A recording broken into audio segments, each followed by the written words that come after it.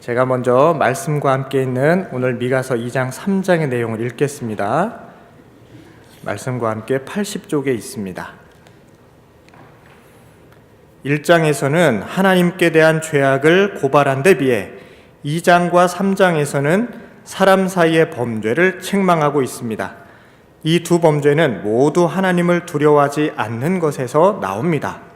즉, 그들은 하나님의 공의로운 통치를 무시하고 자신들의 기준에 따라 사고하고 행동했습니다.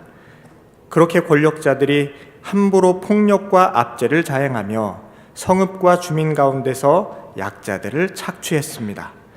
그리고 참 선지자를 거부하고 거짓 선지자를 따랐습니다.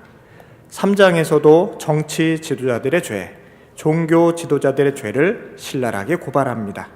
이들 모두의 죄로 말미암아 이스라엘이 심판을 받게 될 것입니다. 아멘.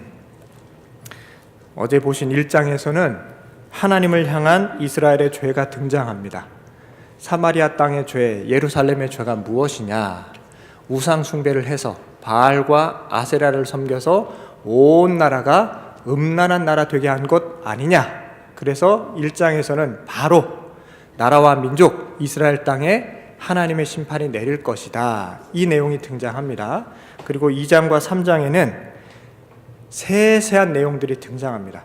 그 우상 숭배, 바알과 아세라를 섬겼던 우상 숭배가 사회적으로, 문화적으로 어떠한 결과를 초래했나. 그래서 정치 지도자들하고 종교 지도자들이 어느 수준까지 타락했나, 그 세세한 내용이 등장합니다. 그래서 오늘은 이 두 가지를 나눠서 살펴보도록 하겠습니다. 당대에, 미가가 활동하던 당대에 이스라엘의 정치 지도자들, 고위 관료들, 사회 지도층 인사들이 도대체 어떤 행악을 했는가, 또 당시에 종교 지도자들, 제사장들과 선지자들은 어떤 허물이 있었나, 이 두 가지를 나누어서 보도록 하겠습니다. 먼저 2장 1절을 보시면 1절과 2절 내용에 이 기득권층들, 소위 힘이 있고 재산이 있고 권력이 있는 사람들이 잠자리에 누워서 무슨 생각을 하는고 하니 일반 서민들의 논과 밭을, 집과 산업을 뺏을 궁리를 한다. 이 내용이 2장 1절 2절에 등장합니다. 힘이 있는 사람들이거든요. 이미 돈도 있고 지위도 있고 권력도 갖고 있는 사람들입니다. 그런데 이 사람들이 그냥 일반 서민들의, 하루하루 근근히 살아가는 일반 백성들의 산업과 기관시설을 다 뺏을 궁리를 한다는 겁니다. 이 대표적인 사례가 아합 왕입니다. 아합 왕 기억나시죠? 엘리야가 활동할 때 아합이 나봇의 포도원을 뺏으려고 전전긍긍하잖아요. 왕인데 이미 한날의 임금으로서 자기가 갖고 있는 것들이 많이 있는데 그 욕심이 한이 없어서 그 나봇의 포도원이 탐이 나니까 그것조차 뺏으려고 하지 않습니까? 그런데 정당하게 뺏을 방법이 없으니 이 아합의 부인이 뭐라고 합니까? 이세벨이 내가 뺏어줄게요. 그까이 거 뭐 어려워요? 그러고선 바로 나봇을 잡아다가 반역의 모의를 뒤집어 씌워놓고 나봇을 죽입니다. 사형시킵니다. 그리고선 나봇의 재산을 다 뺏어버리죠. 이런 이야기입니다. 이 당시의 사회 지도층 인사들이 이렇게 욕심이 어마어마했다는 얘기를 미가는 애둘러서 하고 있습니다. 침상에 누워서 늘 하는 궁리들이 나라와 민족을 어떻게 하면 더 평안하게 할까, 우리 백성들을 어떻게 하면 더 잘 살게 해줄까, 이 궁리를 하는 게 아니고 그나마 남아있는 백성들의 땅을 어떻게 뺏을까, 저 밭이 좋아 보이던데 저기는 옥토여서 소출이 많이 나던데 저걸 어떻게 내가 가져볼까, 요 생각을 하고 있었다는 얘기입니다. 그래서 이런 정치 지도자들에 대해서 3장 1절에서 2절에서 이렇게 미가가 비난을 하고 있습니다. 3장 1절 2절 같이 읽겠습니다. 시작. 내가 또 이르노니 야곱의 우두머리들아, 이스라엘 족속의 통치자들아, 들으라. 정의를 아는 것이 너희의 본분이 아니냐. 너희가 선을 미워하고 악을 기뻐하여 내 백성의 가죽을 벗기고 그 뼈에서 살을 뜯어. 아멘. 정치인들은, 모름지기 사회 지도층 인사들은 공평과 정의를 행해야 하는 사람들입니다. 이거는 동서고금을 막론하고 어느 나라 어느 민족에게나 공통적인 겁니다. 왕이 되었다면, 대통령이 되었다면, 혹은 장관이고 차관이고 고위공직자가 되었다면 공복이 되어서, 이 나라와 민족의 공복이 되어서 섬기는 사람이 되어야 하지 군림하는 사람이 되어서는 안 됩니다. 그런데 이스라엘 왕들은, 이스라엘의 고위 관료들은 어떻게 하면 우리 백성들의 것들을 더 수탈해 가나, 이걸 궁리했답니다. 하나님의 공평과 정의를 무시하고 거들떠보지도 아니하고 바알과 우세라의 탐욕스러운 길을 걸어갔다. 이것을 미가가 묘사하고 있습니다. 지금 우리나라는 어떻습니까? 우리나라도 한번 돌아보면 좋겠습니다.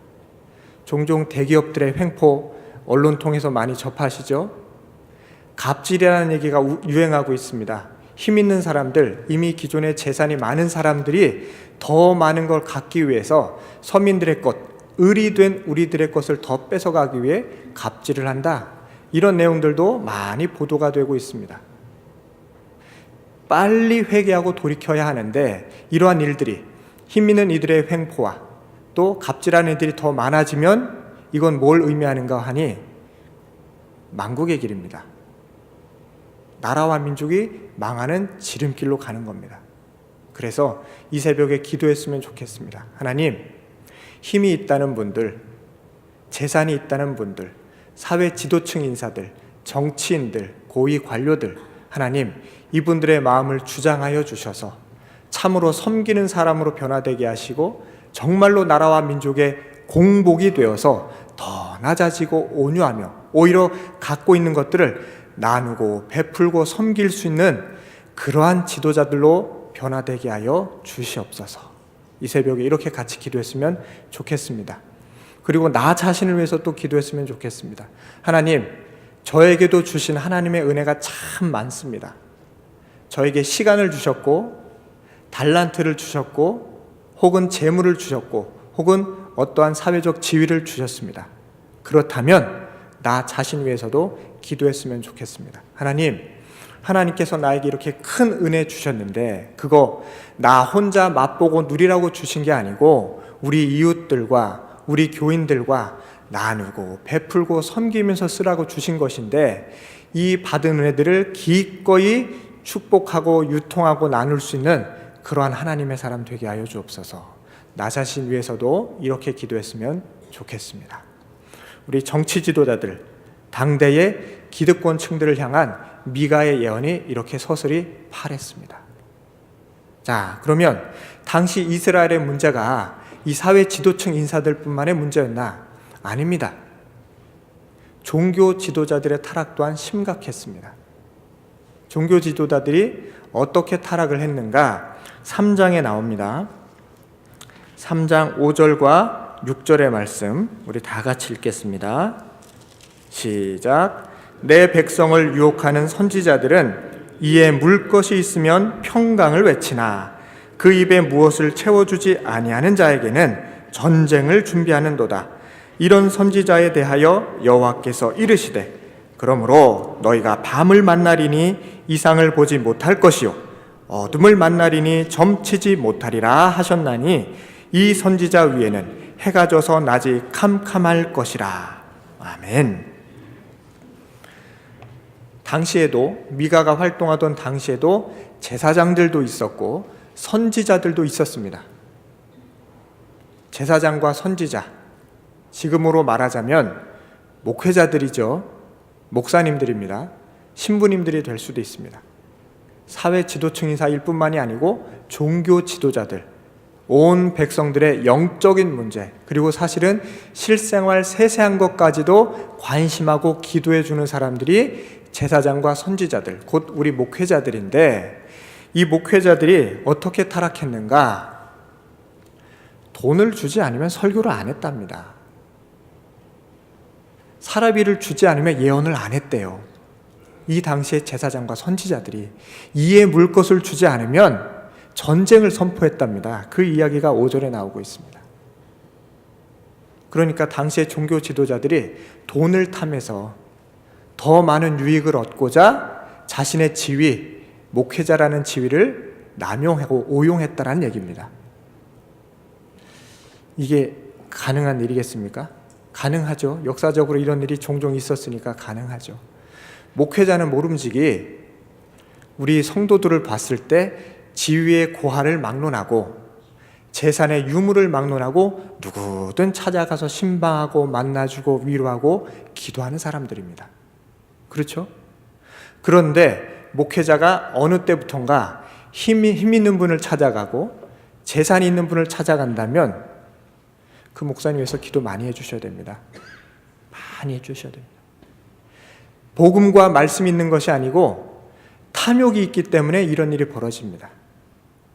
그래서 한국교회 위해서 또 한국교회 목사님들 위해서 기도 많이 해주시기 바랍니다. 하나님, 이 땅의 영적 지도자들, 한국교회 목사님들이 더 온유하고 낮아지고 겸손하게 하여 주시옵소서. 우리 예수님처럼 참 목자가 되어서 잃어버린 한 어린 양을 찾기 위해 광야를 헤매일 수 있는 그러한 목회자들 되게 해주십시오. 그래야 한국교회가 회복되고 우리 성도들의 마음이 평안해집니다. 힘 있는 사람들을 찾아가고 그분들 위해서 축복해주는 그런 목사님 말고 더 낮아지고 더 온유해지고 더 겸손하여져서 오히려 없는 분들, 소외된 분들, 힘들어하는 분들 찾아가게 하여 주시고 그분들 위해서 기도하고 축복하는 그러한 목회자 되게 하여 주시옵소서. 우리 신일교회 목사님들 위해서 또 온 한국교회 목사님들 위해서 이렇게 기도해 주시기 바랍니다. 목사님들의 마음이 가난해야 건강한 설교가 선포됩니다. 목사님들의 영혼이 가난해야 하나님이 이 안에 거하십니다. 그래야 바른 설교가 선포될 수 있습니다. 그랬을 때에 우리의 한국교회가 되살아나고 한국의 사회, 이 나라 이민족이 되살아날 줄 믿습니다. 미가가 이렇게 목회를 하고 미가가 이렇게 예언을 했습니다. 자기 이야기는 하나도 하지 않고 오직 하나님께 전해받은 예언의 말씀만 이스라엘에게 선포했습니다. 그랬는데 그 때문에 무슨 일이 일어나는 거 하니 이스라엘의 사회 지도층 인사들이, 정치인들이 그런 얘기하지 말아라, 그런 예언하지 말아라, 이렇게 입에 재갈을 물려버립니다.